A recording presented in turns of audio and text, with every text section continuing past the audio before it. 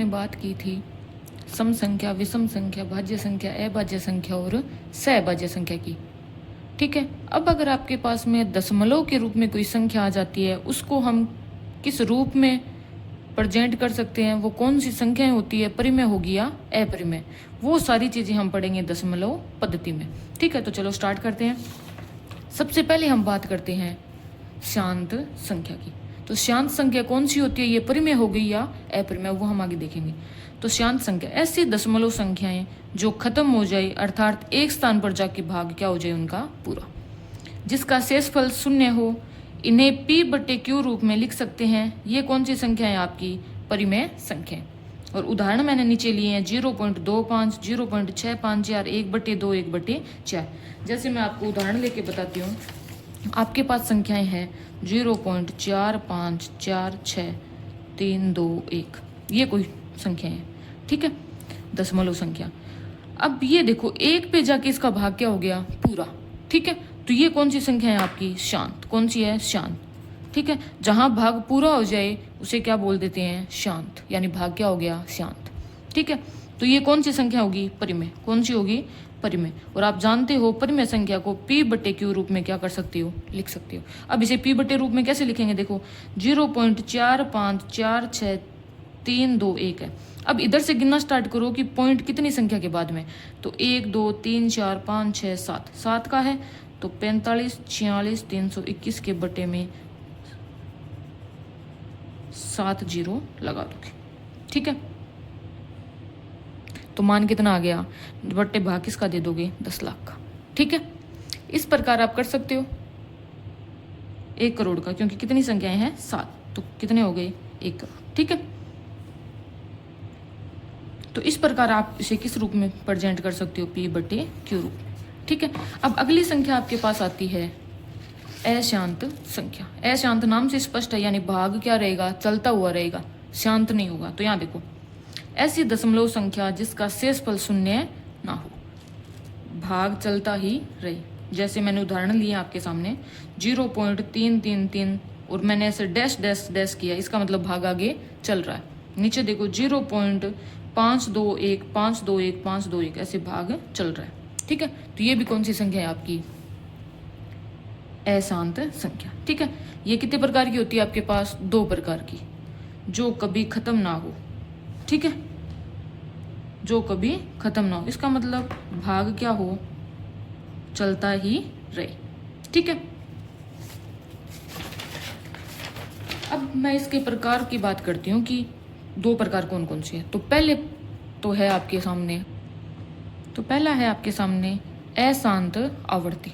ठीक है, अशांत का मतलब भाग चलता रहे, आवर्ती का मतलब अंकों की क्या होती रहे, आवर्ती, यानी एक अंक बार बार आता रहे या अंकों का जोड़ा बार बार आता रहे, उसे क्या बोलते हैं, आवर्ती। तो देखो, जिसमें दशमलव के बाद संख्याओं की क्या हो, आवर्ती, यानी संख्याएं क्या आए, बार बार, या जिन पर बार लगा हो। ये बात हम आगे करेंगे।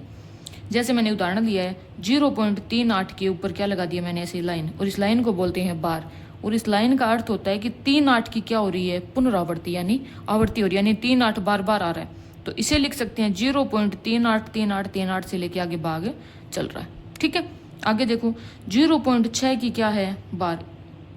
ठीक है, इसे बोलते हैं अशांत आवर्ती, यानी 6 की क्या हो रही है, आवर्ती। तो इसे क्या लिख सकते हैं, 0.6666 आगे चल रहा है। ठीक है, इन्हें भी किस रूप में प्रेजेंट कर सकते हो आप, p बटे q रूप में। ठीक है, तो ये संख्याएं कौन सी होगी आपकी, ये संख्याएं कौन सी होगी, परिमेय। कौन सी होती है, परिमेय, क्योंकि आप जानते हो जिसे p बटे q रूप में प्रेजेंट कर सके वो सारी संख्याएं क्या है आपकी, परिमेय संख्या।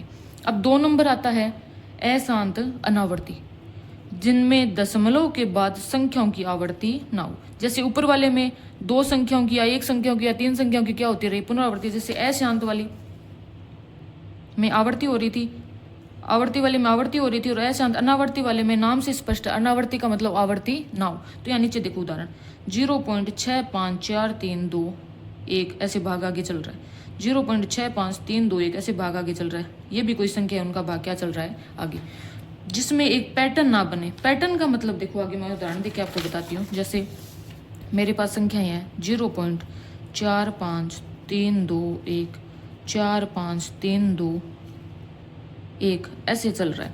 तो यहाँ देखो आपको पहले पता नहीं लग रहा कि 4 की आवृत्ति हो रही है नहीं हो रही है, लेकिन एक पैटर्न बन रहा है यहाँ पे देखो 4 5 3 2 1, 4 5 3 2 1 जोड़े के रूप में क्या हो रही है आवृत्ति, क्या हो रही है आवृत्ति। तो यहाँ जो संख्याएं होगी वो कौन सी होगी, अशांत तो है ही क्योंकि भाग क्या हो रहा है चल रहा है, और क्या हो रही है आवृत्ति, तो यहाँ क्या है अशांत आवृत्ति। ठीक है, तो ये संख्या कौन सी आपकी परिमेय, कौन सी संख्या ये परिमेय संख्या। ठीक है, तो जोड़े के रूप में भी पुनरावृत्ति हो, ठीक है, तो वो भी संख्या कौन सी रहेगी अशांत आवर्ती।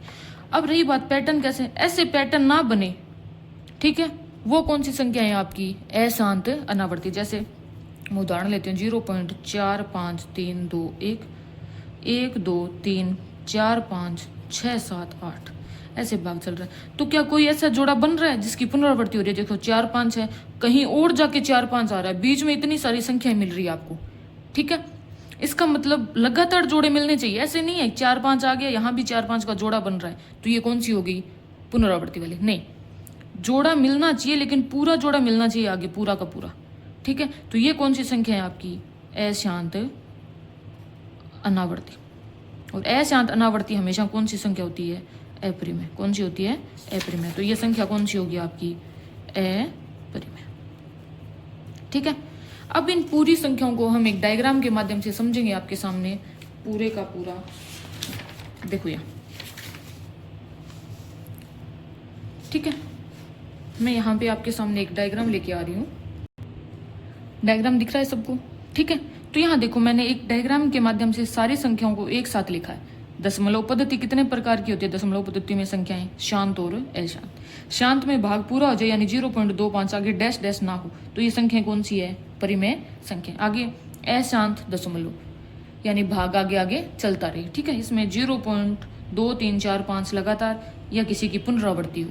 ठीक है, अब अशांत दशमलव भी कितने प्रकार की है, आगे 2 प्रकार की, एक तो अशांत आवर्ती और एक अशांत अनावर्ती। अशांत आवर्ती का मतलब 0.3 के ऊपर क्या लगी है बार, तो 3 की क्या हो रही है आवर्ती। ठीक है, तो 3 बार बार आएगा, अब बार बार आ रही है तो क्या है आवर्ती। तो ये कौन सी संख्या है आपकी परिमेय संख्या, क्योंकि इसे किस रूप में दर्शा सकते हो P/Q रूप में। यहाँ देखो 5 3 2 1 के ऊपर भी बार लगी है तो इसकी भी क्या रहेगी पुनरावृत्ति। आगे है अशांत आवर्ती, अशांत अनावर्ती। अनावर्ती से नाम स्पष्ट है कि किसी भी संख्या की आवर्ती नहीं होगी। यहाँ देखो 0.4321 5 4 3 2 1, यहाँ देखो 4 3 2 1 की क्या हो रही है पुनरावृत्ति। आगे यहाँ देखो मैं ये उदाहरण लेती हूँ आपके सामने, जैसे 0.4321 5 4 3 2 1 ऐसे चल रहा है। यहाँ देखो अब आपको कहीं ना कहीं आपको ये भ्रम होगा कि ये पुनरावृत्ति हो रही है 4 3 2 1 4 3 2, लेकिन एक अंक बीच में छूट गया, कौन सा 5, तो लगातार पुनरावृत्ति नहीं हो रही है। ठीक है, तो यहाँ इस संख्या को क्या बोलेंगे अशांत अनावर्ती। तो आप ध्यान रखोगे कि अगर एक अंक बीच में छूट रहा है तो वहां आवर्ती नहीं मानोगे। ठीक है, तो ये कौन सी है शांत अनावर्ती, और इसे क्या कौन सी संख्या कहेंगे अपरिमेय संख्या। तो इस प्रकार आप दशमलव पद्धति को अच्छे से समझ सकते हो कि कौन सी परिमेय संख्या होती है कौन सी अपरिमेय। ठीक है, अब एक आपके सामने आया था कि बार क्या होता है। ठीक है, अब कोई जैसे 0.3 के ऊपर ये डैश लगा है जिसे बोलते हैं बार। इस बार का मतलब होता है कि जिस अंक पे ये लग जाता है उसकी क्या होती है पुनरावृत्ति, क्या होती रहती है पुनरावृत्ति। ठीक है, यानी 3 की क्या हो रही है आवर्ती, क्या हो रही है आवर्ती। ठीक है, तो यहाँ अगर मैं मान लो 0.532163 इस पूरे के ऊपर अगर बार लगा दूं, इसका मतलब ये है कि इस पूरी संख्या का क्या हो रहा है, क्या हो रही है पुनरावृत्ति। देखो 0.532163 532163 ऐसे चलेगा।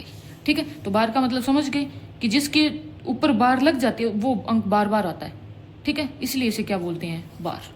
ठीक है, तो आज के लिए इतना ही, बाकी समझेंगे आगे वाले नेक्स्ट वीडियो में। Thank you.